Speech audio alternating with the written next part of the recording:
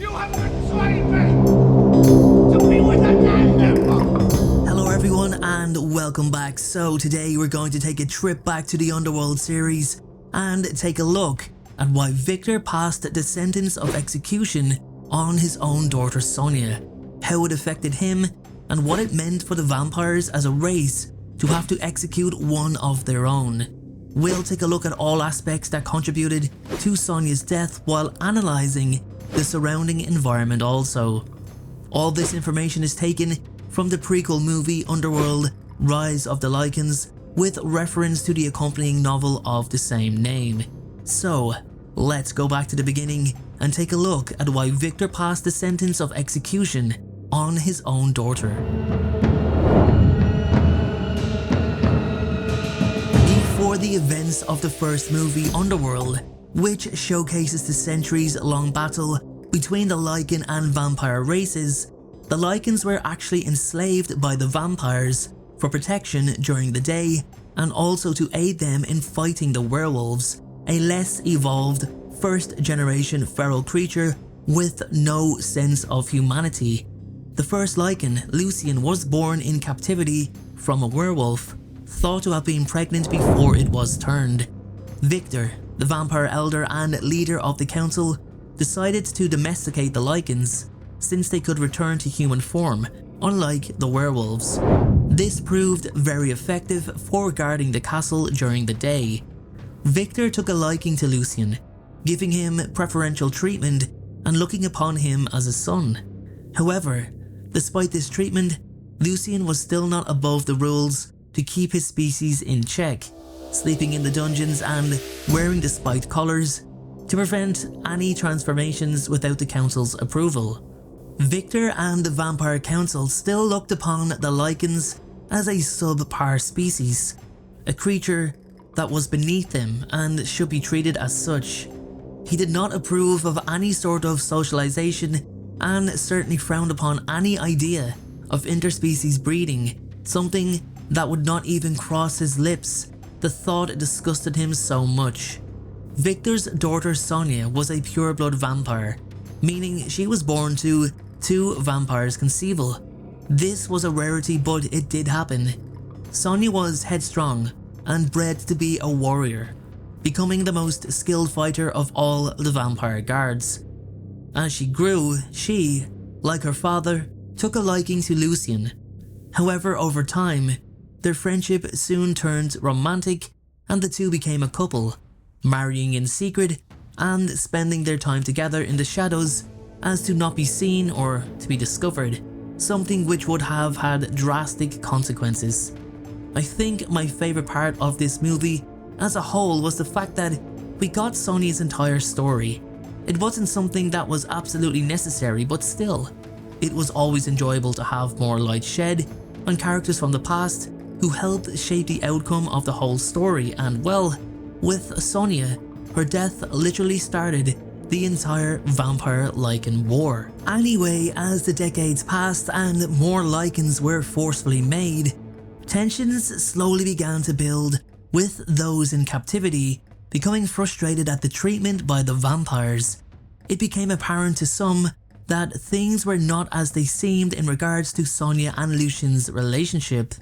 When Sonja went to offer assistance to the incoming villagers with a band of death dealers, they were attacked and overrun by the werewolves. Lycan, sensing the distress, left the castle without permission and hurried to his wife and her soldiers. Knowing it was completely forbidden to remove his collar, he used the key he made in secret to unlock it, transforming into his Lycan form, and saved Sonja from certain death. Despite his heroics in saving Sonja's life, Viktor, as the leader of his race and the council, could not show any leniency towards him, firmly believing that the rules need to be upheld at all times and that sufficient punishment was required in order to maintain order within the Lycans and to maintain the respect of his own vampire peers. Nothing could upset the balance on either side. However, the punishment inflicted upon Lycan was severe, and it not only troubled the Lycans, but also changed Lycan's entire opinion on a man he once looked upon as a father. Sonja had become pregnant for Lycan, and after witnessing her father's wrath, realized that she and Lycan could no longer continue living their life together in secret, resulting in them hatching a plan to run away together. Unbeknownst to her, Viktor had discovered the secret passageway that was accessible both to Lycan and his daughter, and begins to become strongly suspicious. Going against his normality of trusting his daughter's word, Viktor bites Sonja, accessing her blood memories and discovering the entire relationship between the two. Horrified, disgusted, and physically distraught at the mingling of the two species, Viktor condemns Sonja to imprisonment in her room until further notice.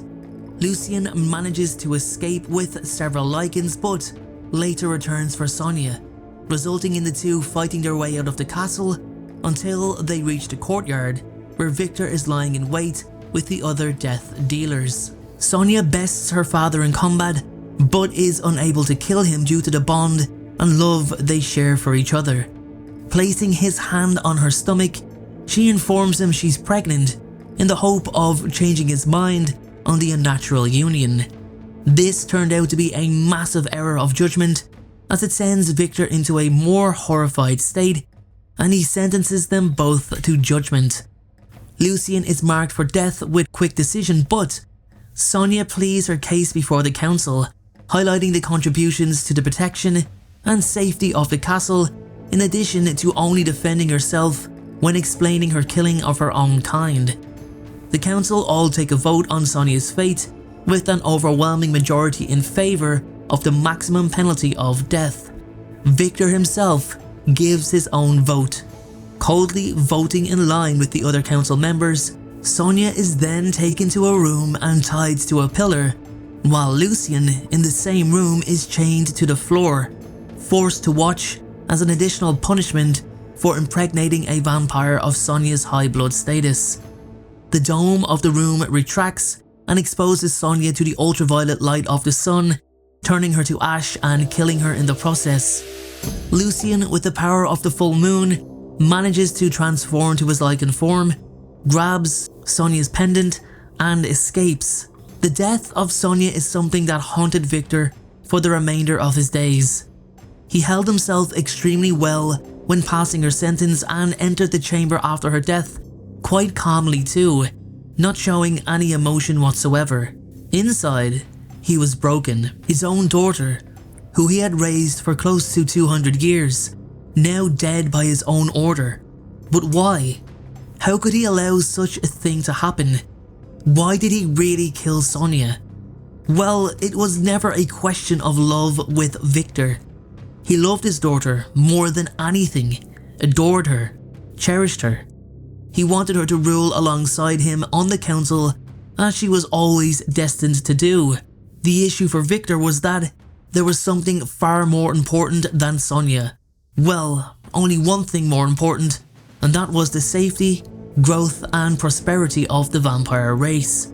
That mattered above all else. The vampire race survived this long on its own rules, traditions and laws. Not even Viktor himself was above any interest that conflicted the values of the Coven, or at least he thought so at the time. He did go on to become more brutal and cold as the centuries went on, taking important decisions into his own hands. Viktor looked upon the werewolves and Lycans as beneath the vampire race, creatures who should only serve.